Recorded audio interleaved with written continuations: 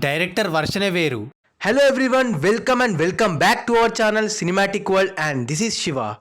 బద్రీనాథ్ బన్నీ భారీ budget cinema, record level release, never before dedication, sensational hype, multiple language release, చాలా సెంటర్స్లో 50 days. అయినా ఎందుకు సరిగా ఆడలేదు, లోపల ఏం జరిగింది, interesting facts and flash back గురించి మాట్లాడుకుందాం. అండ్ ఈ సిరీస్లో ఆల్రెడీ కొన్ని సినిమాలపైన చేసాం, చూడడం వల్ల ఒక లుక్ వేయండి.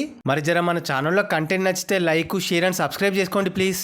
అల్లు అర్జున్కి దేశముద్రు తర్వాత ఇట్టుబడలేదు. పరుగు అండ్ R2 సెమిట్స్గా నిలిచాయి. పరుగు మంచి రెస్పాన్స్ తెచ్చుకొని తర్వాత భారీగా రికగ్నిషన్ వచ్చినా థియేటర్లో సెమిట్తో ఆగిపోయింది. R2 disappointment. తర్వాత వరుడు అండ్ వేదం ఫ్లాప్స్ అయ్యాయి. దీంతో కొంచెం గ్యాప్ తీసుకున్నాడు. ఇంతలో అల్లు అరవింద్ వినాయక్ని పిలిపించి ఒక భారీ సినిమా ప్లాన్ చేద్దాం, స్క్రిప్ట్ రెడీ చే అన్నాడు. ఆల్రెడీ వీళ్ళ కాంబోలో బన్నీ సూపర్ హిట్ అండ్ అప్పుడు కృష్ణ అండ్ అదుర్స్తో హిట్ స్ట్రీక్లో ఉన్నాడు వినాయక్. ఒక పాయింట్ చెప్పాడు, అది బన్నీకి వినిపించారు, నచ్చింది. కానీ కొన్ని చేంజెస్ అండ్ డెవలప్మెంట్స్ చేయాల్సి ఉంది. సో కొన్ని రోజులకి బౌండరీ స్క్రిప్ట్ రెడీ అయింది. హీరోయిన్గా తమన్నాను ఫిక్స్ చేశారు. బడ్జెట్ 40 కోట్లు.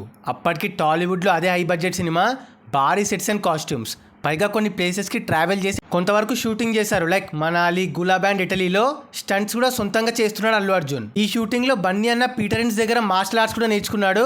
అయితే మొదటి సాంగ్ ఓంకారేశ్వరికి ఏకంగా 3 కోట్లు ఖర్చు పెట్టారు. భారీ లెవెల్ మేకింగ్తో దాదాపు వారం రోజులు షూట్ చేశారు. బయట భారీగా ప్రచారమైంది ఇది. పాటలకి 6 కోట్లు ఖర్చు పెట్టారు. షూటింగ్ని మల్టిపుల్ లొకేషన్స్లో చేస్తున్నా కూడా ఫాస్ట్గా కంప్లీట్ చేస్తున్నారు. పాటలకు బన్నీ అన్న స్పెషల్ కేర్ తీసుకుంటున్నాడు. కొన్ని స్టెప్స్ సొంతంగా కంపోజ్ చేశాడు మొదటిసారి. పైగా ప్రతి పాటకి కొత్త హెయిర్ స్టైల్ పెట్టడం కూడా ఆయన ఐడియానే. ఇది ఒక యూనిక్ ఫీల్ ఇచ్చిన సినిమాకి పాటలకి సంబంధం లేదనే కంప్లైంట్ రేజ్ అయింది తర్వాత. అయితే 8 నెలల షూటింగ్ పూర్తయింది. ఆడియో లాంచ్ నెక్స్ట్ లెవెల్లో ప్లాన్ చేసి చిరంజీవి, రాజమౌళి అండ్ రామ్ చరణ్ని పిలిపించారు. అలా స్పీచ్లకి హైప్, ఎక్సైట్మెంట్ డబుల్ అయింది. రిలీజ్ చేసిన పాటలన్నీ బంపర్ హిట్. ముఖ్యంగా ఓంకారేశ్వరి, బద్రీనాథ్ టైటిల్ సాంగ్స్ లూప్స్లో వినడం మొదలెట్టారు.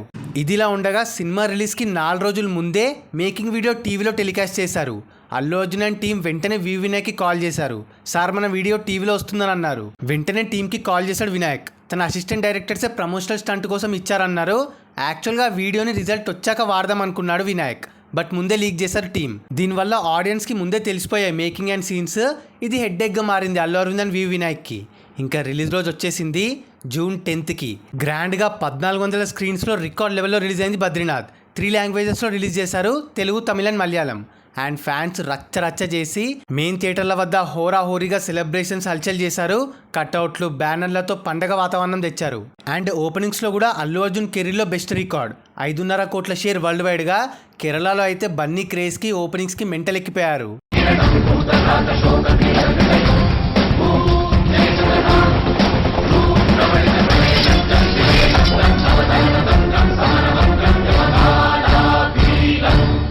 ఇంకా టాక్ విషయానికి వస్తే బన్నీ ఇరగదీశాడు. రిచ్గా ఉంది, సెటప్ బాగుంది, పాటలు బాగున్నాయి. కానీ దేవుడి కథలో లవ్ స్టోరీ సెట్ కాలేదు, డైరెక్షన్ బాగాలేదు, రొటీన్గా కానించేశారు. ఇవి కంప్లైంట్స్. దీంతో ఓవరాల్గా మిక్స్డ్ టాక్ సొంతం చేసుకుంది. అయినప్పటికీ ఆ హైప్కి, ఆ స్కేల్కి బాగానే వస్తున్నాయి collections. Combo buzz, Allu Arjun క్రేజ్కి ఫస్ట్ వీక్ అయ్యేసరికి వరల్డ్ వైడ్గా 17 కోట్ల షేర్ కలెక్ట్ చేసి డీసెంట్ అనిపించుకుంది. టీమ్ సక్సెస్ మీట్ కూడా పెట్టారు ఫస్ట్ వీక్ రన్ అయ్యాక. అయితే రన్ గడిచే కొద్దీ కాస్త కలెక్షన్స్ డ్రాప్ అవుతూ వచ్చాయి.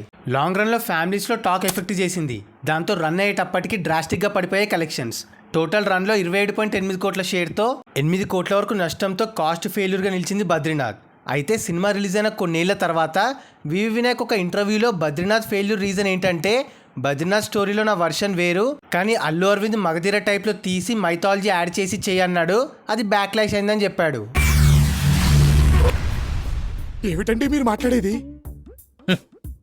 ఆవిడ కరెక్ట్ గానే చెప్పిందిరా. చాలాసేపు సస్పెన్స్ తర్వాత నాకు కూడా అర్థమైంది.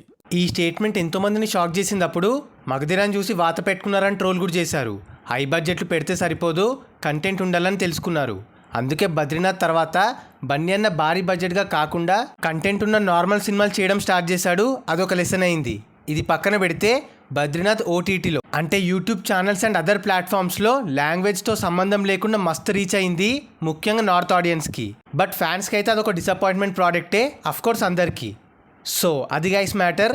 Badrinath cinema interesting facts, flash back and box office result. మరి సిరీస్లో నెక్స్ట్ ఏ సినిమా ఫ్యాక్ట్స్ కావాలో కింద చెప్పండి, చేసేద్దాం.